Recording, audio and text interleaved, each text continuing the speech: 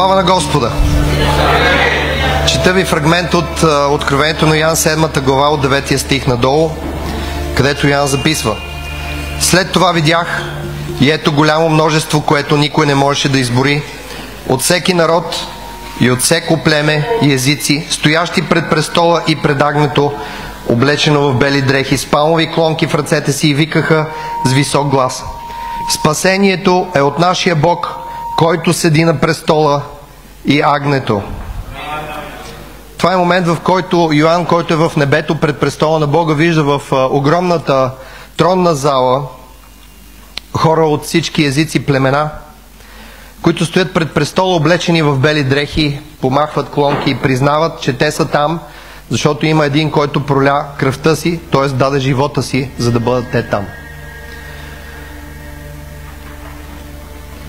В момента, в който ти се окажеш там, когато Бог те повика, знаеш ли какво Бог ще ти каже? Иди при своите.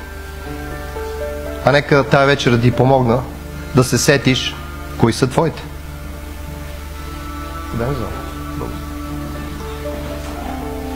Ще има два начина да познаеш кои са твоите.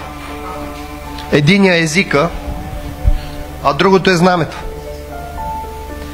Ще ви се иска ли, когато сте там и той ви каже иди при своите, да отидете при тия? Ето тези. Там ли ще отидете? Как мислите? Само защото говорите техния език. Къде са костите на дядо ти? На баба ти? На баща ти? А твоите кости къде искаш да бъдат?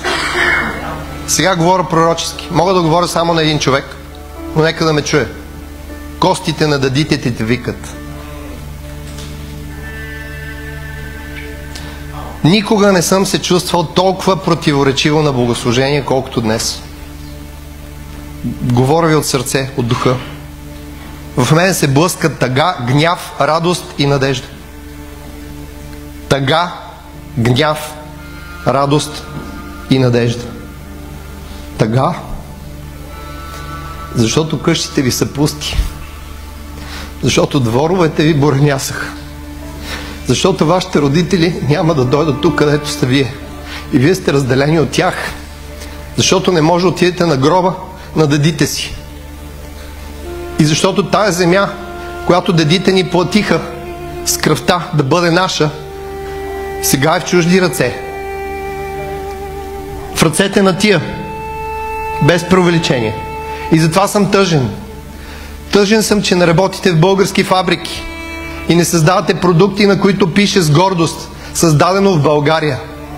Това е много тъжно, че работите в чужди фабрики, в чужди офиси и живеете в чужди домове и им плащате наеми, непосилни за вас. Тъжно ми е, тъжно ми е. И ме е срам. Срам е и ме е гняв. Гневен съм на оная шепа бандити, безбожници и сатанисти, които сме избрали в парламента, с нашето негласуване и с нашето безмълвно съгласие те да са там, а ние да сме тук. Гняв ме е. Искам да ги изгоня, защото това безбожие не може да се търпи. Кои са те да ни накарат да напуснем домовете си? Да бъдем немили, недраги измета на света. Черноработниците, най-презрените хора. Гневен съм. И в същото време се радвам, че сте запазили вярата. Тук в този жесток, студен, материалистичен свят, където един човек струва толкова, колкото изработва. Запазили сте вярата, единството на вярата. И сте тук и пеете на Господа. Пренесли сте го. И да ви кажа честно, ако не сте вие, това общество тук няма никакъв шанс да оцелее. И в същото време се надявам. Надявам се, че ако вие сте Авраам и че във времето на глада в земята, която е обещана на вас, Бог ви е извикал в Египет, че имате достатъчно вяра да чуете гласа му, когато ви каже върни се при своите. На един го казвам, или на двама. Върни се при своите. Амин. Сега разбирате, аз не съм пророк, но като ме нуди духа да кажа нещо, няма да го спра. Не мислете, че трябва да се върнете, когато стане добре. Върнете се, за да стане добре. Вие сте силата на тая държава, вие сте духа на тая държава, разбирате ли? Не може да чакате ние, които ви изгонихме, да направим положението добро за вас, за да ви върнеме. Няма да стане по този начин. Вие сте виделината на тая държава. Вие сте солта на този свят. Англичаните са си го направили добре за англичани. И те ще ви го напомнят във всеки момент, в който на тях им стане по-сложно положението. Ако вие не се върнете, ние нямаме шанс да се оправим. Казвам ви го.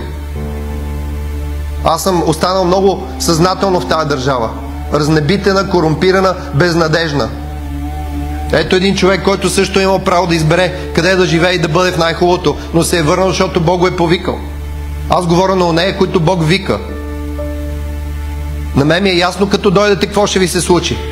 Но по-добре е да сте последните в дома си, отколкото последните на чуждо място. Тук няма да ви пожали никой.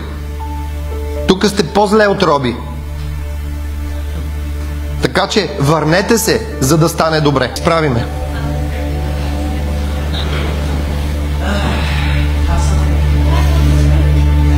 За да не правиме голям калабълък, онея, които чувстват този импулс от духа. Това е последното, което ми е идвало на ум да ви кажа, когато съм тук дошъл. Не ви познавам, познавам вашия пастир, всеки иска да дойде да каже нещо умно и всички да кажат: бре, колко умен този човек. А аз ви казвам нещо с ясната отговорност, че вие ще се върнете в отдавна запустели места. Аз знам какво е. И аз се препъвам в срутени стени и дупки по улиците. И аз се чудя откъде да си плата данъците там. На мен е ясно къде ще се върнете. Но пак ви казвам, върнете се, за да стане добре. Вие сте сила, вие сте дух. Това поправя нещата. Христос възлага отговорност на църквата за поправяне на всичко. Ще ви кажа само едно последно нещо. Извинявам се, че отнемам повече време. Преди около 10 години бях в Бомбай, на път за Нагпур, централен град в Индия, където трябваше да преподавам. И трябваше да се прехвърля от самолет на влак. И отивам на гарата в Бомбай.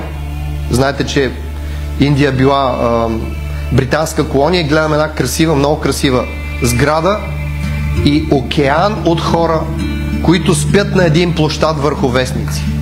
Такова нещо не бях виждал. Аз имах чувство, че виждам ада. Така си го представям. Одрипани, болни, гладни, спът на пот, на вестници. Хиляди хора. Хиляди хора. И аз питам колегата, който дойде да ме вземе от летището и да ме придвижи: какво правят тия хора тук? И той каза: чакат влак. Някои от тях чакат цяла седмица. Индия е огромна като разстояние и понякога има един единствен влак от едно до друго място. От Мумбай или Бомбай, както го наричаме ние, до Делхи, да кажем. И хората няма къде да отидат. Направен е един огромен площад, който е чакалния и спалния за хиляди хора, и те са един до друг като моркови на полето, налягали. И на мен толкова тъжно ми стана за тия хора. Мърлеви, чорливи. Вие представете ли си в Индия цяла седмица да не се къпеш, да не можеш да отидеш до тоалетна, да няма къде да спиш и да си в море от други като тебе? И си казал: Господи, къде е държавата? Какво прави тази държава? Защо изоставя от тия хора така? И духа сам ми казва: въпросът не е къде е държавата. Въпросът е къде е църквата. И тогава аз разбрах, че всичките проблеми на света не могат да се оправят от държавата, но от църквата. Вие сте виделината, вие сте светлината. Ако чакате някой да ви оправи положението, за да се върнете, никога няма да се върнете. Даже и костите ви няма да се върнат, защото няма да има кой да ги занесе обратно. Мисля, че разбирате за кой момент говоря от Библията. Върнете се, за да се оправят нещата. Всеки, който чувства този порив и е на кантар да прецени, просто да вдигне ръка. Аз знам, че всеки трябва да има лично водителство от Господа. Никой не може да каже: Лучев ми каза, аз трябва да се върна. Аз говоря като безумец. Мен ме е страх да ви го кажа, разбирате ли? Защото разбирам какво ви казвам. Защото не пожелавам на никой от вас да е гладен, да е беден, да е мизерен и да спи на някаква гара, защото чака да си вземе влака. Това съм го виждал и знам как работи. Въпросът е: Къде е църквата? Вие сте църквата. Как къде е църквата? Ето я! Ето я! С вас идва Господ, идва духа, идва съживление, идва разум, идва отговорност, идват свежи финанси, идва разбиране как се правят нещата. Децата ви няма да живеят както сте израснали вие, защото you know better. На новобългарски това означава, вие знаете как се живее по-добре. Вие знаете. Който чувства този порив, дига ръка. И сега се молим за майка България и всички нейни деца, които тя призовава обратно. Господи, Ти си баща небесен, но родината ни е майка. С нейното мляко отраснахме, с нейните розови довади, с нейната лютеница и сирене. Няма други такива за нас. Ако е волята Ти, върни децата си обратно. Върни ги там, където ги искаш. Там, където те отново ще бъдат полезни. Там, където ще оставят костите си и ще знаят, че там костите им са у дома. Помогни на всеки, който като Авраам е отишъл в Египет във време на глад, да се върне у дома, защото глада не е толкова страшен вече. Аз те моля за всеки брат, за всяка сестра, която е тук, за всяко семейство, което чувства призива на духа да се върне обратно. Върни ги с нов хъс, с ново желание да живеят и да работят, да изграждат родината и там да се молят, и там благодата да ги осенява, и там да са полезни и на света, и на църквата, и там да Ти служат до края на дните си, и там да възпитат децата си и внуците си, и там стряха отново да скътат. Там, където водиш, Ти промисляш.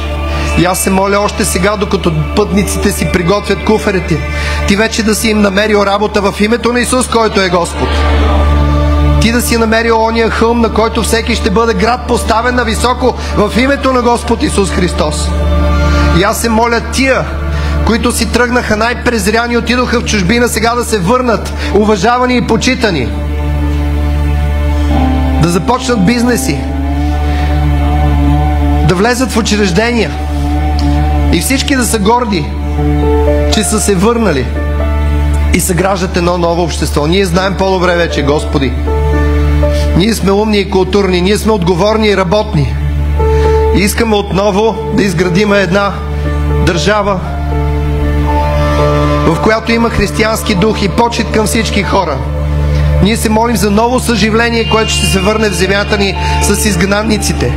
За нов дух на възраждане.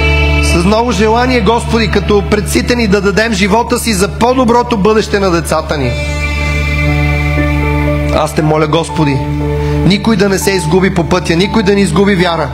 И никой да не се отчае, когато се върне и види всичко разпаднато и всичко ограбено и опустошено. Помогни ни, Господи, както Ездра и Неемия градиха своята стена, така и ние да въздигнем нашите стени. Защото Ти си ни дал земя, която е наша. Ти определи застелища на народите. Ти определи времената, в които те да те търсят. И аз силно вярвам, че сега е време за връщане, а не за бягство. И вярвам, че когато се върнем, тези, които се върнат, ще живеят много по-добре. Много по-добре. Увери ги, Господи. Увери ги, Господи. Нека градините им отново да са зелени. Нека къщите им отново да са здрави. Никой покрив да не тече. Никой да не каже: нямам хляб, презират ме, нямам работа. Моля те, Господи, издигни народа си нависоко. Ние сме царе и свещеници. Твоята надежда е в нас, в църквата Ти. Ето е църквата. Ето е църквата. Ето е българската църква. А на Тебе нека бъде слава и почит. Сега и завинаги. Исус е Господ. Исус е Господ. Исус е Господ.